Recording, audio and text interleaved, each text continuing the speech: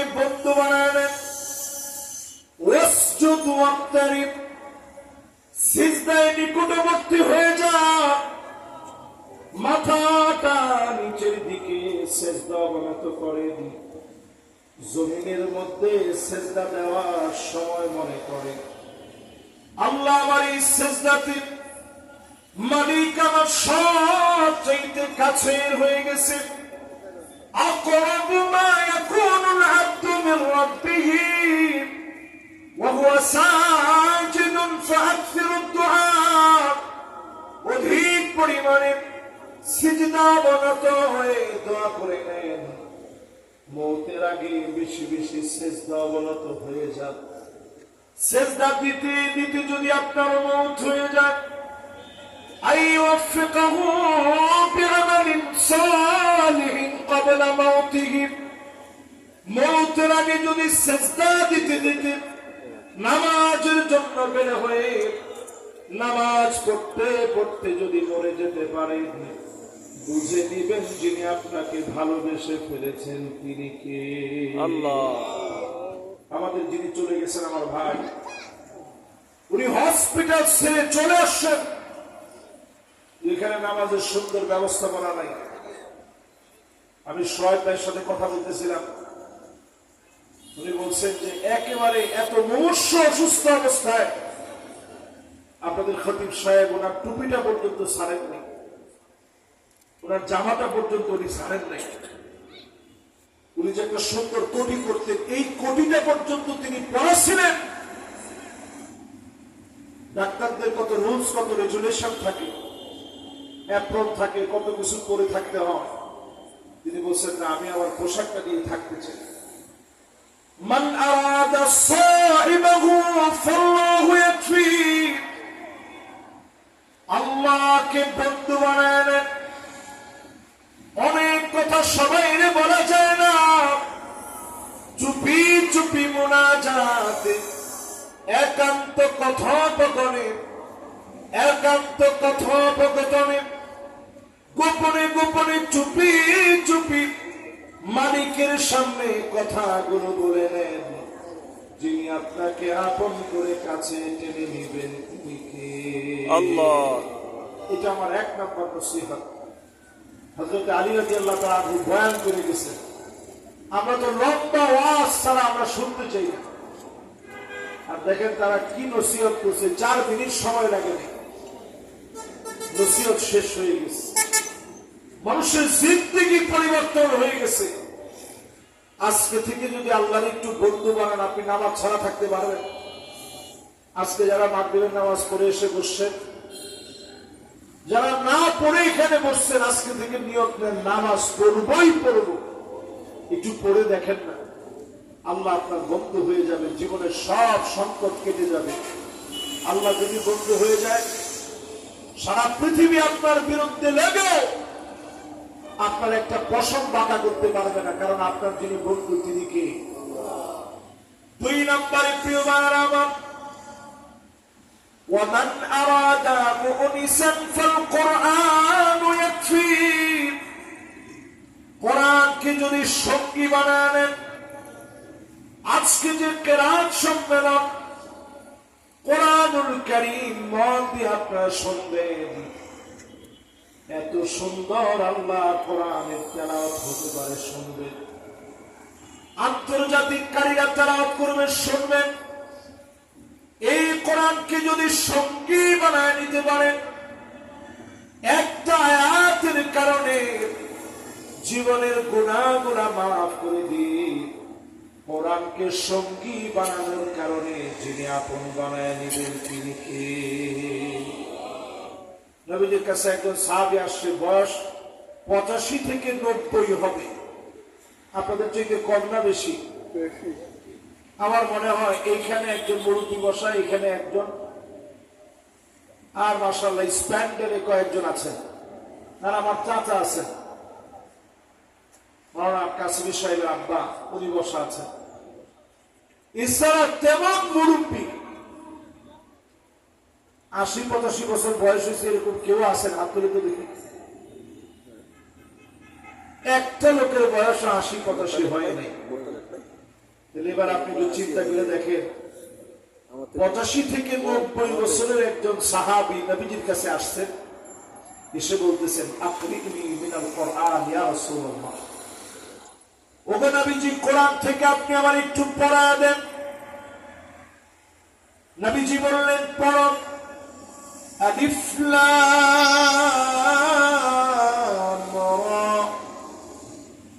সাহাবী বলতেছে ইয়া রাসূলুল্লাহ, এটা তো অনেক বড় সূরা, এটা আমি পারবো না, আমার তো মুখস্থ এরকম থাকে না, আপনি আমাদের ছোট কিছু পড়ায় দেন। নবীজি ওনার ধৈর্য পরীক্ষা করলো যে আসলে কতটুকটা পারবে এটা আগে একটু দেখি। নবীজি বললেন পড়েন হামিম।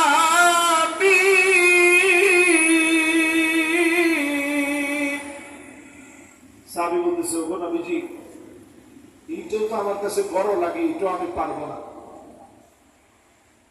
নবীজি বললেন ঠিক আছে তাইলে পড়েন, سبح اسم ربك الأعلى الذي خلق فسوى والذي قدر فهدى والذي أخرج المرعى। সাহাবী বলতেছে ইয়া রাসূলুল্লাহ, এটাও আমার কাছে কঠিন লাগে, এটাও আমি পারবো না। আচ্ছা আমরা হুজুররা হলে কি বলতাম, এত বছর আপনি করছেন কি? নবীজি একটু ধৈর্য হারালেন, বললেন ঠিক আছে পড়ে, ইযা যুলজিলাতিল আরদু জিলজালাহা। সাথে সাথে সাহাবী পড়া শুরু করছে, ওয়া আখরাজাতিল আরদু আথকালাহা ওয়া ক্বালাল ইনসানু মা يومئذ تحدث أخبارها بأن ربك أوحى لها يومئذ يصدر الناس أشتاتا ليروا أعمالهم فمن يعمل مثقال ذرة خيرا يره ومن يعمل مثقال ذرة شرا يره।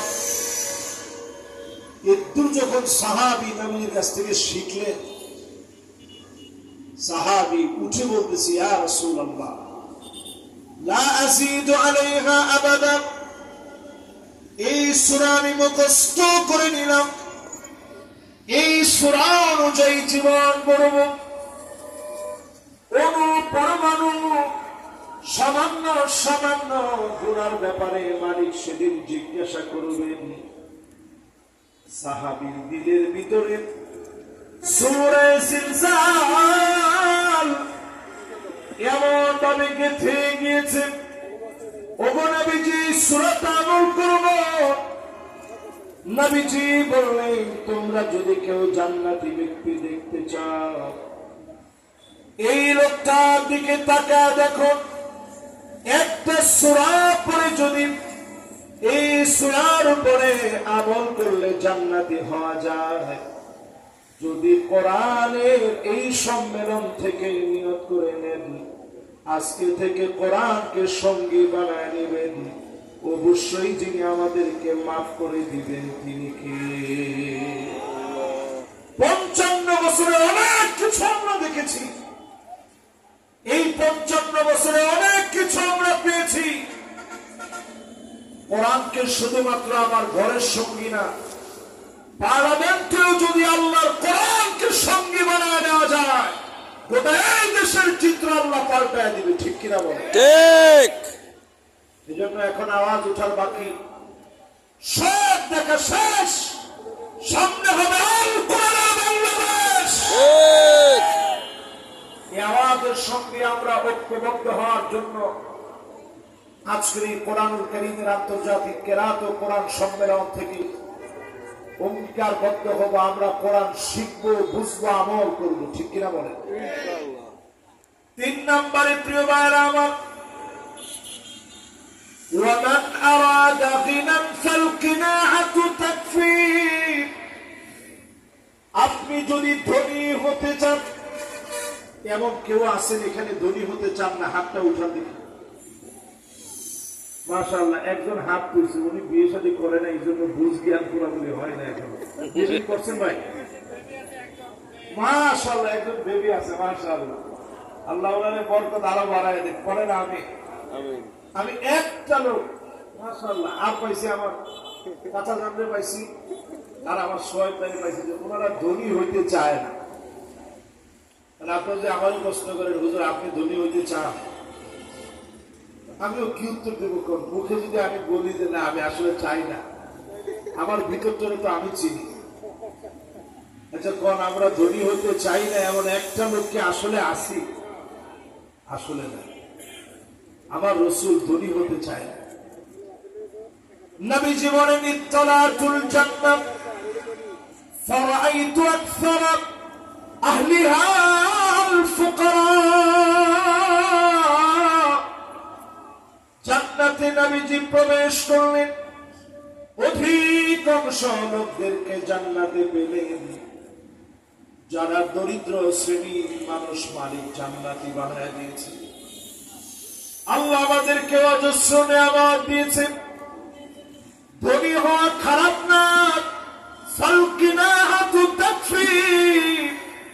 অল্পে আপনি তুষ্ট হয়ে যান, অল্প খেয়ে খুশি হয়ে যান, অল্প পেয়ে খুশি হয়ে যান, অল্প খাওয়ার পরে শুকর গুজারি আদায় করেন।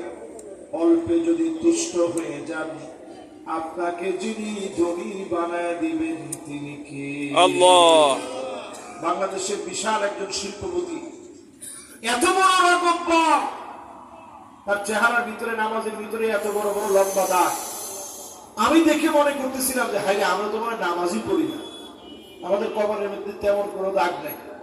কিন্তু ওনার কপালের দাগ সেন্টিমিটারে যদি মাপের, লম্বা লম্বা সেন্টিমিটার হবে। উনি বাংলাদেশের এত পরিমাণ টাকা মেরে দিছে, হিসাব করতে গিয়ে দেখা গিয়েছে 337 বছর লাগায় ওই দুর্নীতিবাজ ব্যক্তি যদি 1000 টাকার নোট প্রত্যেক দিন 2 কেজি করে খায়, 337 বছর খাওয়ার পরেও তার টাকা ফুরাবে না। নাউজুবিল্লাহ। এই পরিমাণ টাকা মেরে খেয়েছে দেশে। উনি যদি নামাজ পড়ে লাভ হবে না। কোন লাভ হবে? অল্পে তুষ্ট হন মুসলমান। আমার ভাই চলে গেলে ছোট্ট কবরের ভিতরে ঠিকানা হয়ে গেল, তেমন কিছু তিনি রেখে যেতে পারেন নাই, ধন সম্পদ রেখে যান নাই। ছোট্ট একটা মাদ্রাসা জীবনের শেষ সম্বল গুলোকে, কষ্টার্জিত টাকাগুলোকে একত্রিত করে মাদ্রাসা বানানোর জন্য চেষ্টা করলেন। ওই মাদ্রাসার পাশে তিনি ঘুমায় আছেন। আপনাদের এখানে জানাজা হচ্ছে, চেহারার দিকে তাকালে মনে হয় জীবন্ত একটা হাসি দিয়েছে। এই তো ছোট্ট জীবন। كأنهم يوم يرونها لم يلبثوا إلا عشية أو ضحاها। সকাল সন্ধ্যার ভিতরে আখিরাতের সামনে দুনিয়ার 60-70 বছর চলে যাবে। হালাল খান, হালালের সঙ্গে চলে, হালালের সঙ্গে থাকে, আপনাকে যিনি সেরা বানায় দিবেন তিনি কে? আল্লাহ। আমার 3 নম্বর নসিহত শেষ। 4 নম্বর নসিহত আলী রাদিয়াল্লাহু তাআলা আনহু করে গেছেন, মান আরাদাল ওয়া'দা ফাল-মাউত ইয়াকফি। আপনি আমি যদি ওয়াজ শুনে জীবন পরিবর্তন করতে চাই, তেমন কোনো ওয়াজ লাগে না। আমাকে আপনাকে একদিন মরে যেতে হবে। এই ওয়াজ যদি আপনি মনে রাখেন, মরতে হবে জানি, কথা যদি স্মরণে রাখেন, অবশ্যই আপনার জীবনটাকে যিনি পরিবর্তন করে দিবেন তিনি কে? আল্লাহ। আমার ভাইরে, সব জায়গায় গেলে মানুষ আগায় দিত, হুজুর আপনি নামাজটা পড়া। আমাদেরকে অনেক জায়গায় গেলে, যেমন আজকে সোহেব সাহেব নামাজ পড়াবেন, আপনার জোর করে ওনায় দিচ্ছে যে আপনি নামাজটা পড়া। জীবনে কত নামাজ আপনি ইমামের জায়গায় দাঁড়ায় পড়াইছেন, মানুষের ইমামতি করছেন, কত নামাজে আপনি ইমামের পিছনে দাঁড়াইছেন। একদিন আপনার ইমামের সামনে দাঁড় করায় দিন, বসায় দিবেন, ইমামের সামনে আপনাকে খাটিয়ার ভিতরে শোয়া দিবে, ইমামের সামনে একদিন আপনি শুয়ে যাবেন। নবীজি জানাজার সামনে নিয়ে মানুষকে স্মরণ করায় দিতে, সাল্লাল্লাহু ক্বাবলান তুসাল্লা আলাইক, নামাজ পড়ো, নামাজ পড়ো, তোমার উপরে নামাজ, দাঁড়ায় যাওয়ার আগে নামাজি হয়ে যাও। একদিন আমি আপনি বড় অসহায় হয়ে যাব, আমি আপনি একদিন বড় অসহায় হয়ে যাব। মাওলানা নুরুল ইসলাম কাসিমি রাহমাতুল্লাহ আলাইহি 25 বছর আপনাদেরকে নামাজ পড়ালেন, কত সাক্ষাৎ, কত স্মৃতি সব চলে গেল। উনি অন্ধকার কবরে চলে গেলেন। এই যে আজকের মাহফিলে বসে ওনারে স্মরণ করলাম, ফেরেশতারা বলে আনতুম শুহাদাউল্লাহি ফিল আরদ, তোমরা এই জমিনের ভিতরে আল্লাহর সাক্ষী। আপনারা যখন বলবেন আল্লাহ লোকটা বড় ভালো মানুষ ছিল, লোকটা বড় আল্লাহওয়ালা ছিল, লোকটা বড় দিলদার ছিল, এই কথা বলার দ্বারা ভাইয়ের এত উপকার হবে। নবীজি বলেন ওয়াজিবাত, লোকটার জন্য ওয়াজিব হয়ে গেল। ওমর বিন খাত্তাব রাদিয়াল্লাহু তাআলা আনহু প্রশ্ন করলেন, কি ওয়াজিব হলো? নবীজি বলেন ওয়াজিবাত লাহুল জান্নাহ। গোপনে গোপনে মানুষ যদি বলে লোকটা ভালো ছিল, ওই লোকটার জন্য যিনি জান্নাতকে ওয়াজিব বানায় দিবেন তিনি কে? প্রিয় ভাইরা আমার, আমরা চাই না আমাদের জান্নাতটা ওয়াজিব হোক, জি, জান্নাত চাই না এমন একটা বেনামাজিও নাই। বেনামাজিও বলে যে হুজুর আল্লাহ ঠিকই মাফ করে আমাদের জান্নাত দিবে। আজকে থেকে আসলে একটু জীবনটারে পরিবর্তন করি, মৃত্যুরে স্মরণ করি। হযরত আলী রাদিয়াল্লাহু তাআলা আনহু কবরের মাটি ধরে ধরে কাঁদতেন আর বলতেন, মাকানুকা তাহতা তুরাব, আলী তোমার জায়গা হবে কবরের নিচে। এই গত শনিবার আমার শ্বশুর মারা গেল, দুনিয়া আমরা চলে যাওয়ার জন্য। আমার ভাই যেভাবে চলে গেলেন, আমাদের হাতের উপরে কতজন চলে গেছে, কতজনের জানাজা পড়লাম, নামাজি হলাম না। শিক্ষা দেন মুসলমান, নামাজ পড়ার জন্য আজকে থেকে নিয়ত করে ফেলেন। এখনই যদি মালাকুল মউত চলে আসে, হতে পারে যিনি আপনার গুনাহ মাফ করে জান্নাতের ফয়সালা করে দিবেন তিনি কে? শুধু নিয়ত করছেন, মালাকুল মউত চলে আসার সময় চলে আসছে। আল্লাহ বলবে কাতাবাল্লাহু লাহু হাসানাতান কামিলা, পূর্ণ সওয়াবের কাজ করলে যেমন সওয়াব হতো, সমপরিমাণ সওয়াব বান্দার আমল নামায় লিখে দাও। আল্লাহর অর্ডারের সঙ্গে সঙ্গে লেখা হয়ে যাবে। আজকে থেকে একটু জীবন পরিবর্তনের সিদ্ধান্ত নেন। আমার শেষ ওয়াজটা হচ্ছে যারা আমার সামনে এই মুহূর্তে বসছেন, অনেক যুবকরা মনে করতেছেন হুজুর আমার আবার মরণ এত তাড়াতাড়ি। মানুষের জীবনের একটা সময় থাকে, সাবিয়ুন, মায়ের পেট থেকে যখন আপনি দুনিয়ায় আসলেন, এখান থেকে নিয়ে 10 বছর পর্যন্ত থাকে সবিয়ুন, আপনার শিশুকাল। এই সময় কোনো হিসাব নাই। এরপরে শুরু হবে গোলাম, 10 থেকে নিয়ে 15, আস্তে আস্তে আপনি বালেগ হলেন, হিসাব শুরু হয়ে গেল। এরপরে আসবে শাবাব, 15 থেকে নিয়ে 40, যৌবনের বয়স। কিছু থেকে কিছু আপনার কাছে মনে হবে না, মনে হবে সারা দুনিয়া আমি মারিয়ে চলতে পারি, কোন বাধা আপনার কাছে বাধা মনে হবে না। এই 15 থেকে 40 বছর। এরপরে জীবনের একটা সময় আসবে মুদ্দাতুল কুহুল, চোখের নিচে কালো দাগ পড়ার বয়স। বয়সটা যখন 40 থেকে 60 হবে, দেখবেন চোখের নিচে কালো দাগ পড়ে যায়, ঘুম আগের মতো হয় না, শরীরটা দুর্বল লাগে। এরপরে একটা বয়স হবে 60, 60-এর উপরে 70, 80, 90, 100 বছর। এমন বয়সে চলে যাবেন আরজালিল উমুরে, সুম্মা নুআম্মিরুহু নুনাক্কিসহু ফিল খালক। আস্তে আস্তে দুর্বল হয়ে যাবে, রুকু সিজদা দিতে কষ্ট হয়ে যাবে। আল্লাহ বোঝায় দিবে, গোলামেরে তোর যাওয়ার সময়টা বড় সন্নিকটে, সেই কোনো মুহূর্তে আমি আপনি চলে যেতে পারি।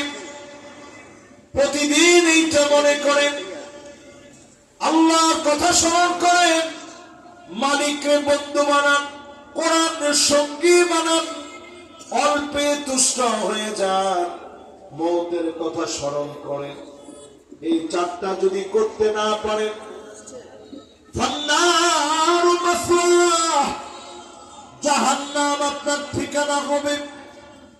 জাহান্নাম এমন হবে, লাহু আইনা, 2টা চোখ থাকবে জাহান্নামের, আযাব থেকে যেন পালা থাকতে না পারেন।